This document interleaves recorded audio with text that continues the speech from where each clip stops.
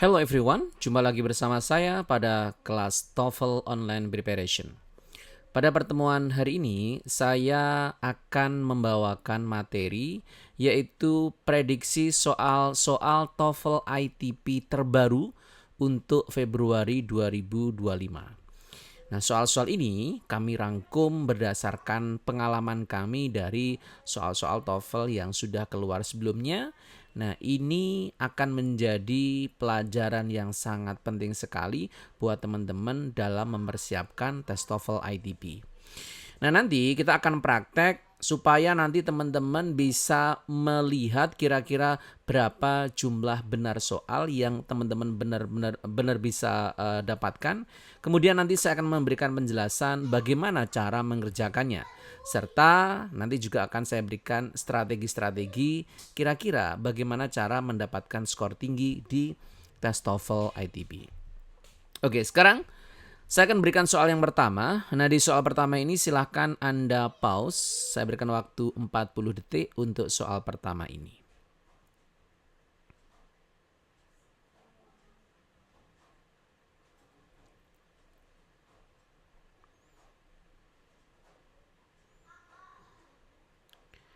Baik, sekarang kita akan kerjakan bersama-sama.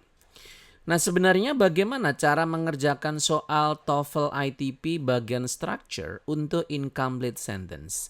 Di pertemuan-pertemuan sebelumnya, saya sudah menjelaskan strateginya bahwa cara paling tepat untuk mengerjakan soal adalah dengan melihat apa yang ada di soal tersebut.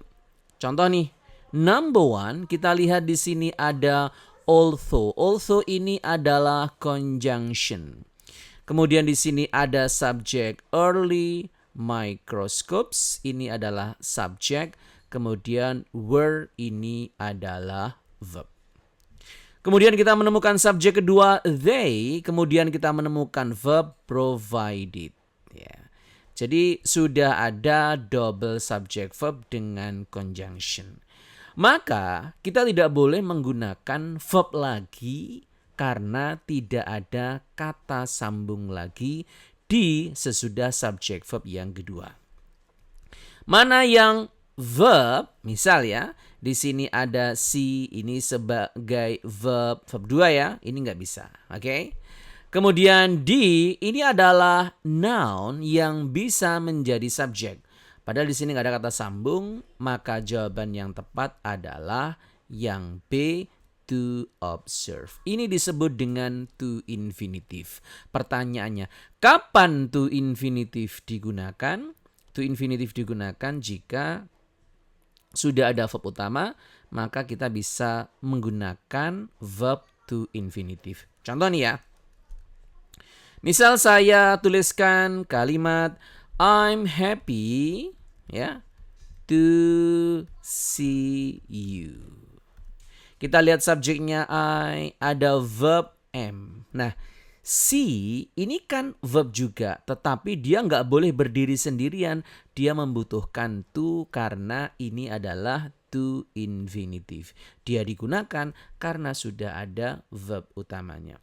Di sini verb utamanya sudah ada, maka kita menggunakan to infinitive. Ini untuk soal pertama. Kemudian soal kedua, sekali lagi silahkan pause. Kemudian kita akan kerjakan bersama-sama.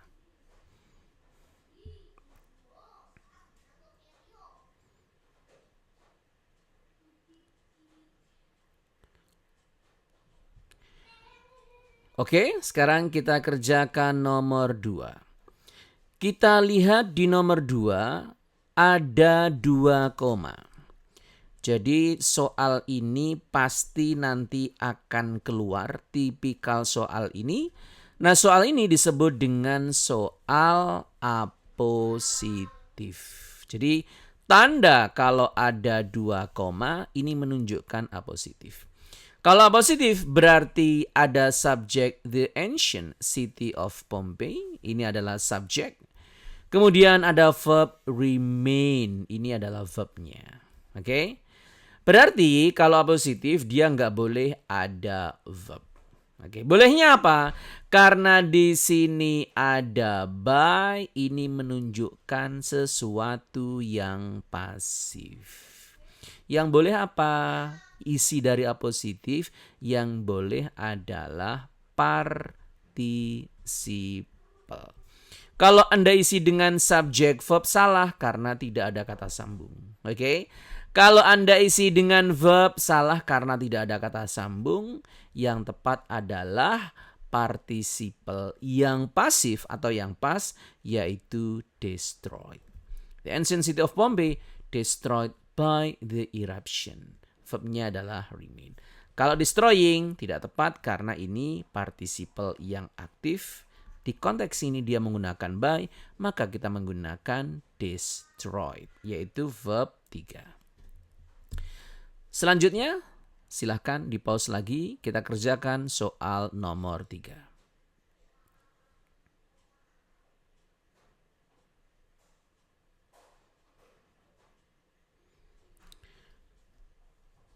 Baik, sekarang kita kerjakan nomor 3 bersama-sama. Ada because, ini adalah conjunction. The Grand Canyon ini adalah subject, is adalah verb. Kemudian kita menemukan its different rock layers, ini adalah subject. Karena dia subject, maka sederhana sekali dia membutuhkan verb. Kalau varying, berarti ini bisa jadi gerund, bisa jadi participle. Oke? Kemudian varies sama vary ini bisa menjadi verb. Oke ya. Kemudian di sini ada varied, ini bisa jadi dia adalah verb juga. Oke. Sekarang mana pilihan yang tepat? Kita lihat. Karena di sini subjeknya jamak ada s, maka verbnya tanpa s. Maka verbnya tanpa s yaitu yang C, vary. Oke, sekarang kita lanjut nomor 4. Sekali lagi silahkan di pause dulu. Kemudian kita nanti akan kerjakan bersama-sama.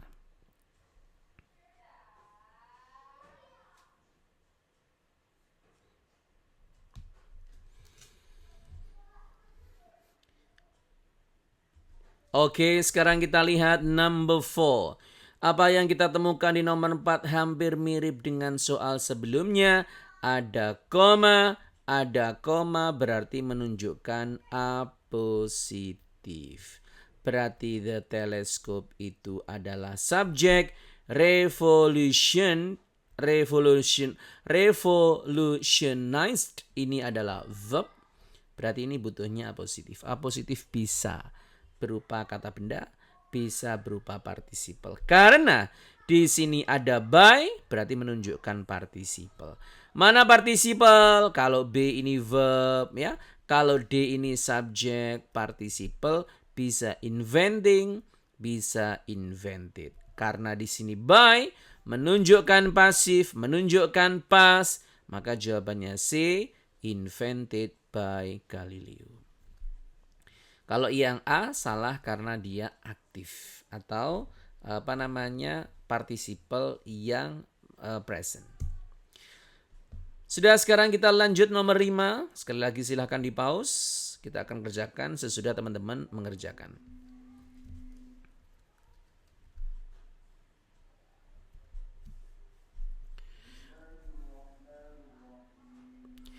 Oke, sekarang kita lihat during the Renaissance. Artists and scientists develop new techniques. Di sini during ini bukan subjek ya.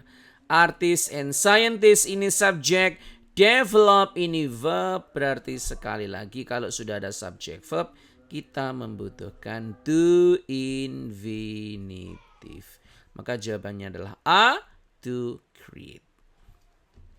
Sekarang nomor 6, silakan dilihat lagi nomor 6, kemudian teman-teman pause dan dikerjakan.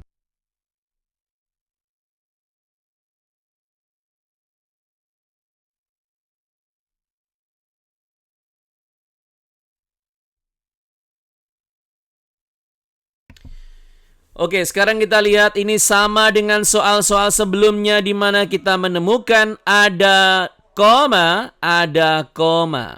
Berarti hummingbirds ini adalah subjek. Maka koma-koma ini adalah apositif, have ini adalah verbnya. Oke. Apa yang bisa menjadi isi dari apositif? Yang pertama adalah noun atau noun phrase. Yang kedua adalah participle. Ya.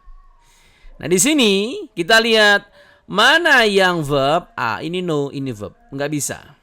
Kemudian were not juga verb. Yang menjadi participle bisa non, bisa knowing. Karena di sini konteksnya pasif, ya kan? Berarti jawabannya adalah yang B, participle yang pasif. Known for their ability. Kalau C, participle aktif, tidak bisa digunakan di konteks ini. Nomor 7. Silahkan di pause. Kemudian teman-teman kerjakan, kita akan bahas bersama-sama.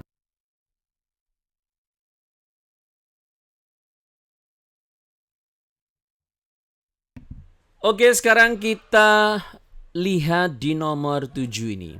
Di nomor 7, kita menemukan yang namanya pair conjunction, ada not only sama but also. Not only sama but also itu nanti berarti apa yang ada harus paralel. Nah, contoh ini ya. Di sini kita analis ada subjek, a good teacher ini subjek, must not only be ini adalah verbnya. Nah, di sini verbnya menggunakan apa? Verb 1be. Ya, verb 1be. Maka di pasangan but also kita juga menggunakan verb 1. Mana yang tepat? Yang tepat adalah yang D, no. Kalau knows nggak bisa, ya, dia harus paralel. Knowing nggak bisa, dia verb ing. To know dia adalah to infinitive. Oke, sekarang nomor 8. Silahkan sekali lagi di pause, kemudian kita kerjakan bersama-sama. Ya, sekarang kita lihat number 8. The success of a new business. Ini adalah subject. Kemudian depends on ini adalah verb. Oke, to adapt ini adalah to infinitive, ya kan? Jadi kalau sudah ada subject verb kita bisa menggunakan to infinitive. On ini adalah preposisi. Maka sesudah preposisi, ya ini namanya preposisi. Sesudah preposisi, maka kita membutuhkan yang namanya noun atau kata benda. Mana nounnya? Jawabannya adalah its ability. Kenapa menggunakan its? Kenapa tidak menggunakan their? Karena di sini success of new business-nya itu dia tunggal. Maka harusnya adalah its. Kalau B, subject verb. Kalau C, their ini bukan kata ganti yang tepat. Them ini juga salah. Nomor 9. Sekali lagi silahkan di pause. Kemudian kerjakan. Habis itu kita bahas bersama.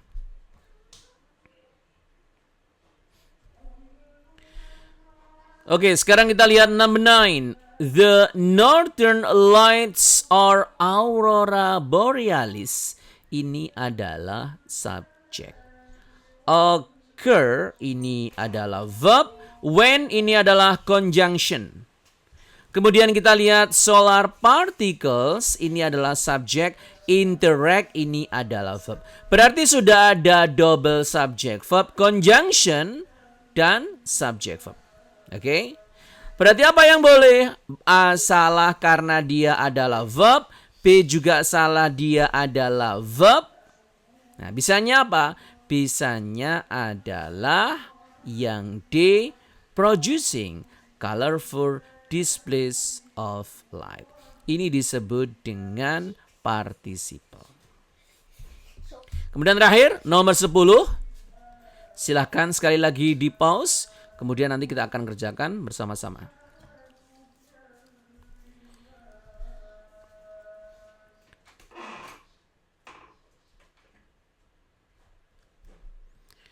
Oke, sekarang kita lihat because. Ini conjunction. Son, travel. Ini adalah subject verb. Oke. Kemudian will, subject, use ini verb. Sudah ada double subject verb dengan conjunction. maka kita membutuhkan to infinitive. Jawabannya yang mana? Yang D, to detect. Nah, dari 10 soal yang tadi sudah kita bahas, kita bisa menyimpulkan sekali lagi pola dari soal-soal TOEFL ITP structure yang bagian incomplete sentence mereka akan berpola seperti ini. Jadi mencari double subject verb, mencari subject, mencari verb to infinitive, mencari participle. Nah, tugas teman-teman adalah semakin memperbanyak latihan materi-materi soal seperti ini.